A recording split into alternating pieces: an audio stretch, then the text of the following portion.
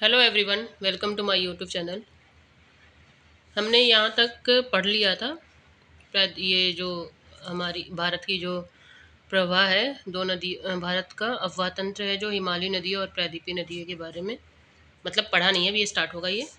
इसमें बताया गया है कि भारत के दो मुख्य भौगोलिक क्षेत्रों से उत्पन्न होने के कारण हिमालय और प्रायद्वीपीय नदियाँ एक दूसरे से भिन्न है, क्योंकि एक तो हिमालय से निकलती है और हमेशा ही उसमें रहता ही है पानी, क्योंकि वो हिमालय के ऊपर जो बर्फ़ होता है उसके पिघलने से ही बनती है।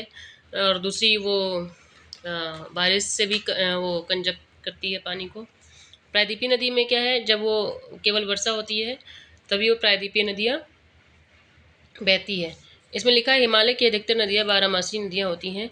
इसमें वर्ष भर पानी रहता है, क्योंकि इन्हें वर्षा के अतिरिक्त ऊंचे पर्वतों से पिघलने वाले हिम द्वारा भी जल प्राप्त होते हैं। हिमालय की दो मुख्य नदियाँ हैं, सिंधु और ब्रह्मपुत्र। मतलब जो हिमालय का मेन नदी है वो सिंधु और ब्रह्मपुत्र है। फिर क्या है, इस पर्वतीय श्रृंखला के उत्तरी भाग से निकलती है। ये नदी पर्वतों को काटकर गॉर्जों का निर्माण करती है। जैसे ये गॉर्ज का फिगर भी बना रखा है, जैसे कि ये हिमालय का जो हिस्सा है उसके नदी है जो काटती हुई निकल रही है। इस जो काटती हुई जो आकृति बनती है उसको क्या कहते हैं, गॉर्ज।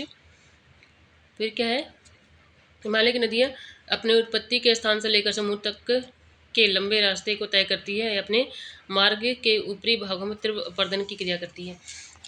पहले इस फिगर को समझ लेते हैं। जैसे कि अगर कोई भी नदी हिमालय से, बाय द वे हिमालय का ये हिस्सा है, स्टार्ट होती है तो इसको 3 हिस्सों में बांटते हैं। पहला है ऊपरी भाग, फिर सेकंड में मध्य भाग और निचला भाग।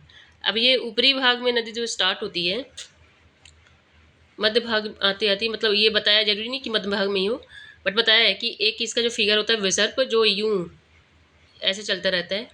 और फिर अगर ये बहुत ज़्यादा ऐसे आता है और फिर वो जो इसका कनेक्शन है वो अगर कट जाता है, जैसे कि यहाँ पे बता रखा है, दिखा रखा है इसने, इसे गोखुर झील कहते हैं। फिर निचला भाग जाता है, यहाँ पे क्या ये पंखे के आकार का बनाता है जिसको डेल्टा कहते हैं।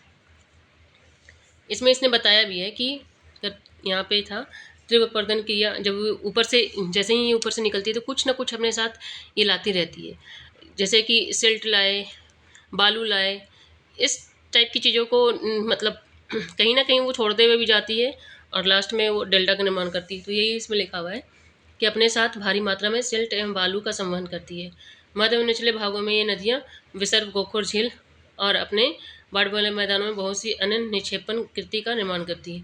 ये पुनः विकसित डेल्टाओं का भी निर्माण करती है, जिसके जो लास्ट होता है समुद्र में मिलने से पहले ये डेल्टा का ही निर्माण करती है, फिर ये समुद्र में जाकर मिल जाता है।